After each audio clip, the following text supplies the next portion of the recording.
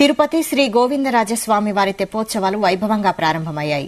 7 రోజుల పాటు జరగనున్న ఈ తెప్పోత్సవాల్లో సాయంత్రం 6:30 నుండి 8 గంటల వరకు శ్రీ కోదండ రామస్వామి వారు తెప్పపై విహరించి భక్తులకు దర్శనమిచ్చారు.